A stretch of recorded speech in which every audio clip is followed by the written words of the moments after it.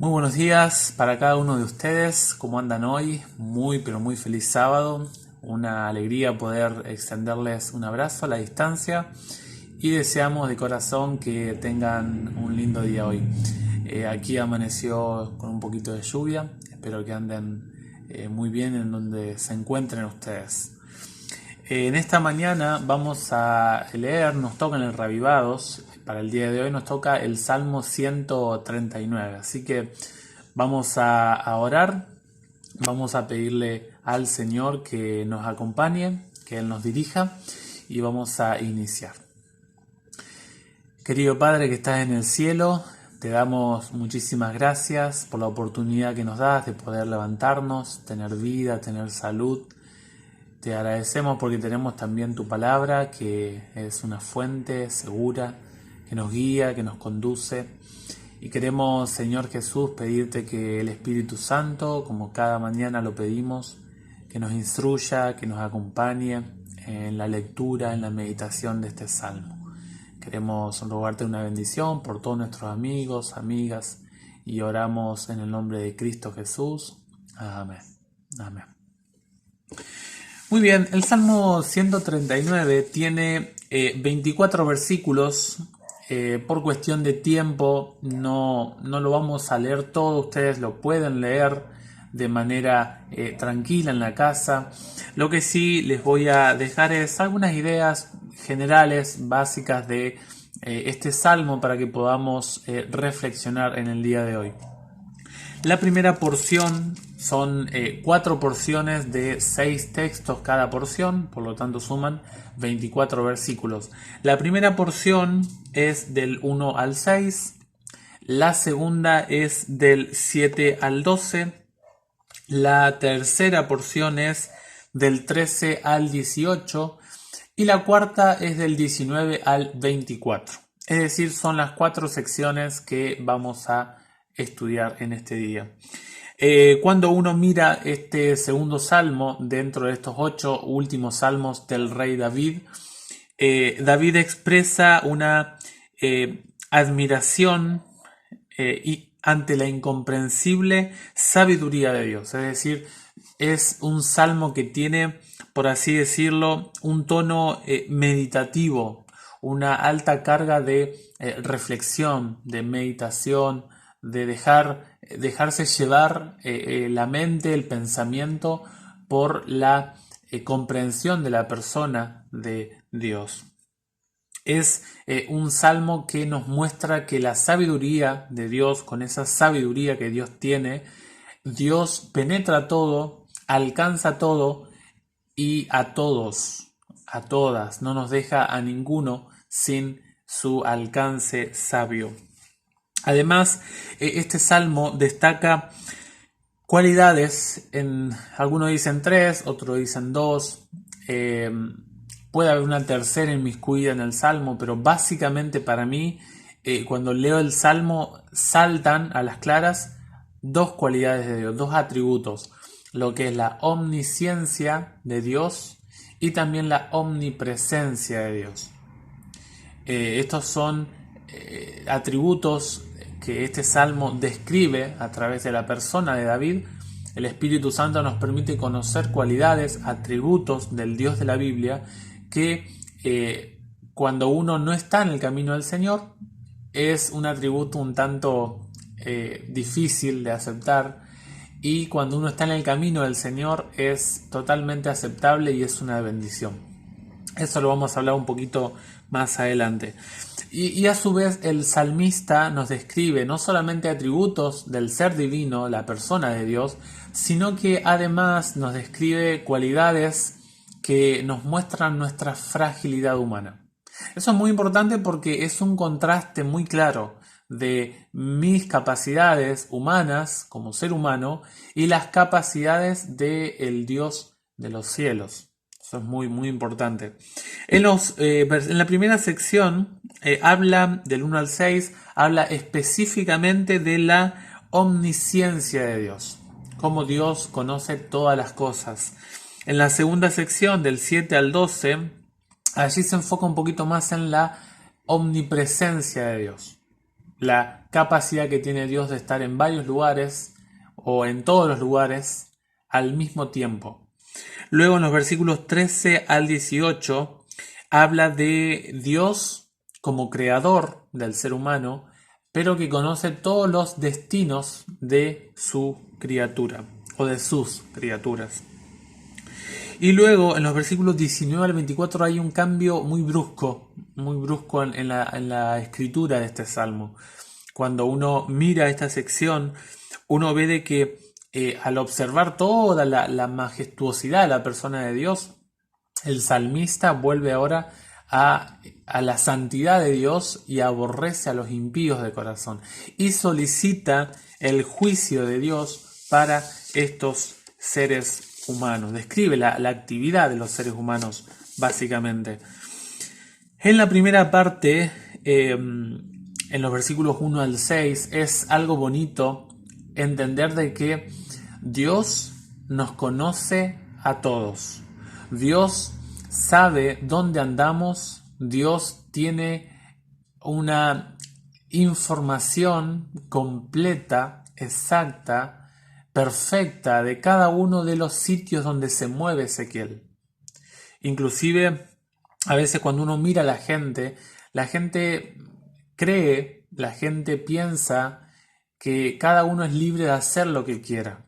Y sí es cierto, uno tiene la elección personal, el ejercicio del libre albedrío a su disposición, obviamente. Ahora, la gente debe saber de que ahí en el Salmo habla de que todas las acciones están registradas todas mis acciones, están registradas en tu libro. Es decir, cuando uno mira a la persona de Dios, Dios se guarda el contenido de mi vida para realizar un juicio. La Biblia habla de un juicio. Va a haber otros capítulos que vamos a hablar un poquito más del juicio divino. Es decir, que Dios sabe y conserva la información de mi vida no para su propio beneficio, sino para los testigos del juicio, inclusive nosotros y también los que se pierden. Que Dios conserve el contenido de mi vida, de mis acciones, de mi conducta, no es para Dios, sino que es para, cuando se dicte sentencia, corroborar de que la sentencia de Dios es justa. Lejos de que sea un problema esto de que Dios sepa todas las cosas, es realmente para dejar confiado, tranquilo, asegurado a cada testigo que presencie el juicio, sea que esa presencia mía al leer los escritos de Dios, sea para perdición o para salvación. Y la gente a veces vive como quiere, la gente desarrolla su vida y cree que uno puede hacer y deshacer, y uno, repito, puede hacerlo, pero debe saber de que hay un juez en el universo y hay un juez en la tierra que pide también una reverencia, un acto de respeto, de solemnidad hacia su persona. Esto es interesante acá en esta porción, es que Dios tiene un conocimiento de mis movimientos, tanto físicos, que eso se puede observar, la esposa, el hermano, el hijo, puede palpar eso, donde yo me manejo. Hoy en día, si llevamos un celular, el GPS me muestra por dónde ando, pero también muestra aquellos caminos ocultos que escapa al esposo, al amigo, al hermano, al familiar, al papá, a la mamá. Son esos caminos, esas conductas, esas elecciones que son mías, personales. Pero la Biblia muestra de que Dios conoce, Dios sabe, tiene una sabiduría insondable que conoce todo nuestro andar.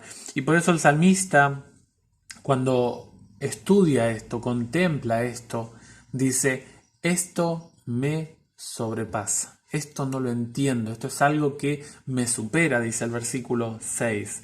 Es una ciencia tan admirable que me sobrepasa, es tan alta que no puedo alcanzarla. Allí se ve la capacidad finita mental del ser humano. Los versículos 7 al 12, en estos versículos se habla de los lugares, las elecciones de mis movimientos personales ante la omnisciencia u omnipresencia de Dios. Están conectados estos dos atributos.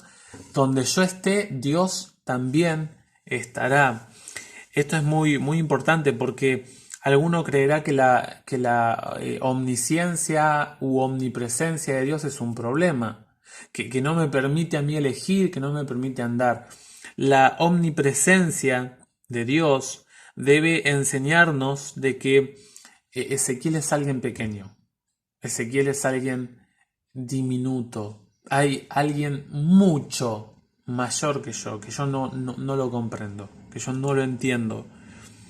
Este atributo de Dios, este conocimiento, este atributo divino, me permite conocer mi real condición como criatura.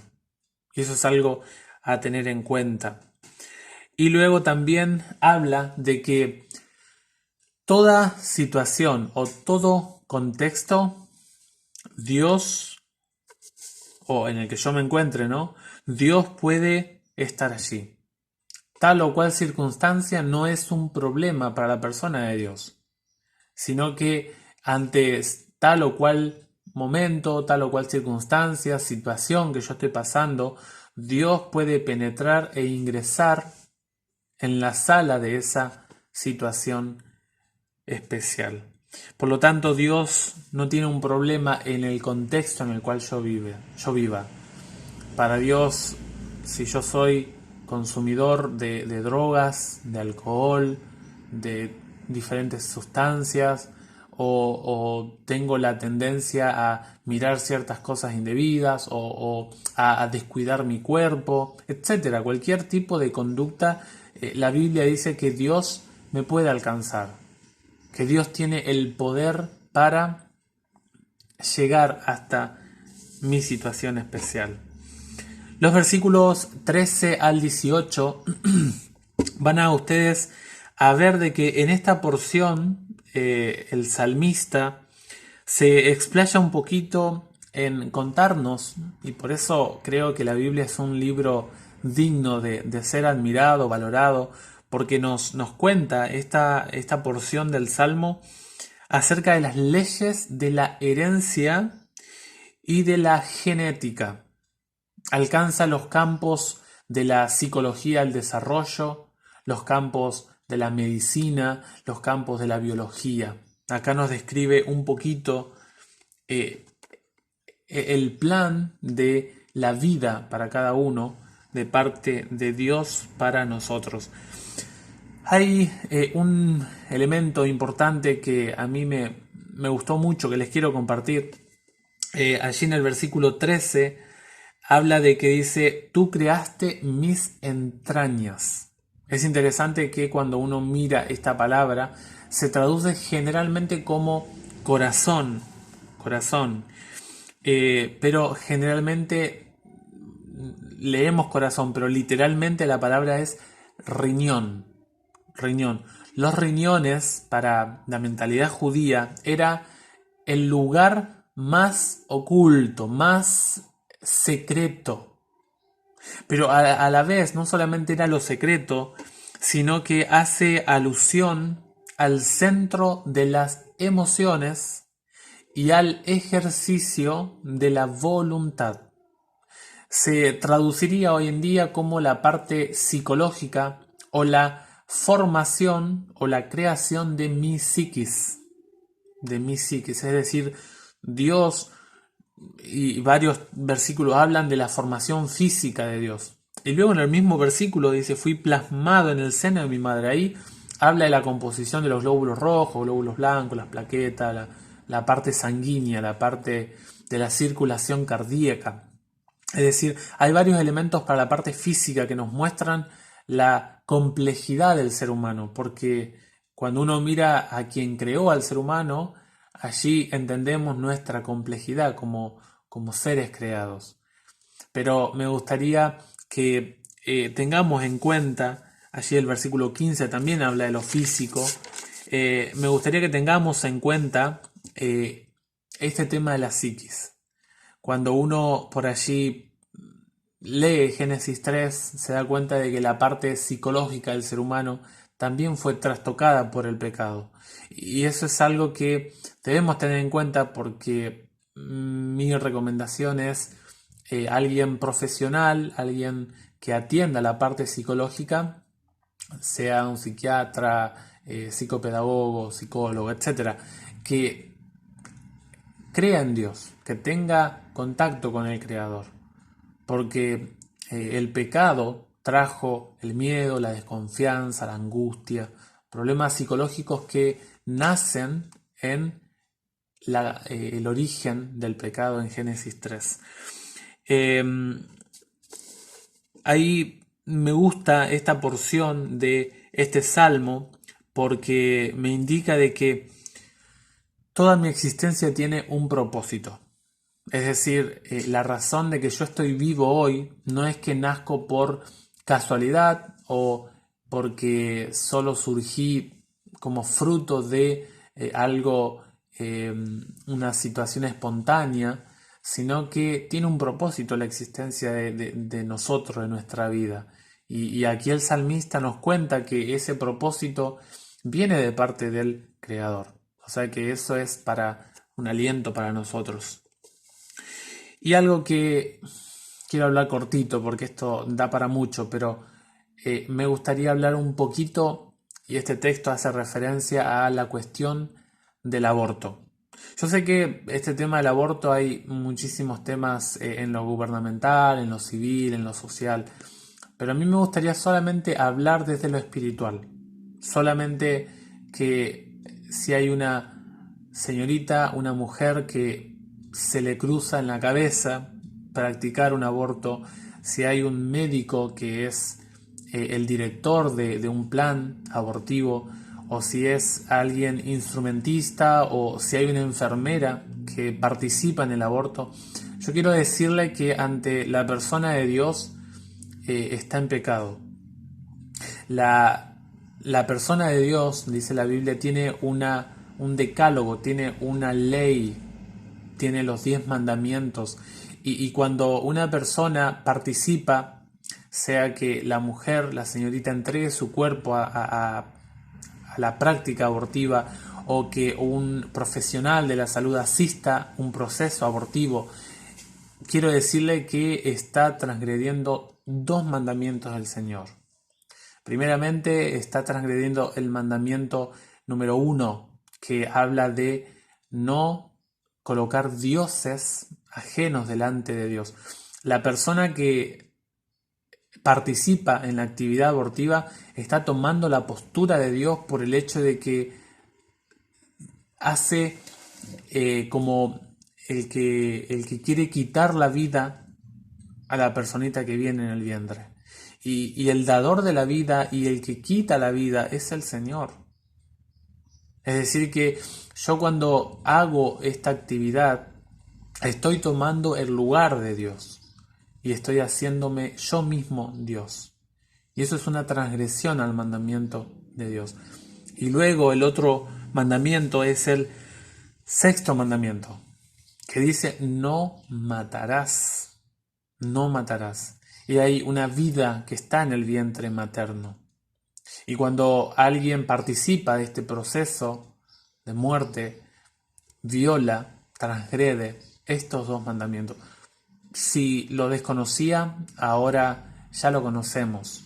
Más allá de las leyes humanas, de los derechos humanos, de lo civil, de lo social, que todo eso tiene que ver en cuenta, en primer lugar está Dios, la mamá, Dios y el médico, Dios y tal o cual profesional que participa de este proceso.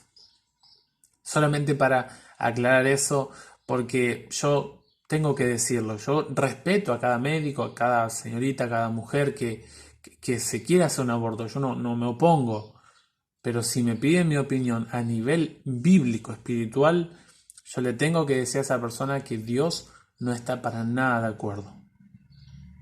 Se pueden ver opciones, ¿sí? Más allá de eso, lo que está tratando hablando el Salmo acá es que el autor de la vida, el que programa la vida, el que hace surgir esa nueva criatura, ese nuevo ser, es Dios, el creador de esa persona.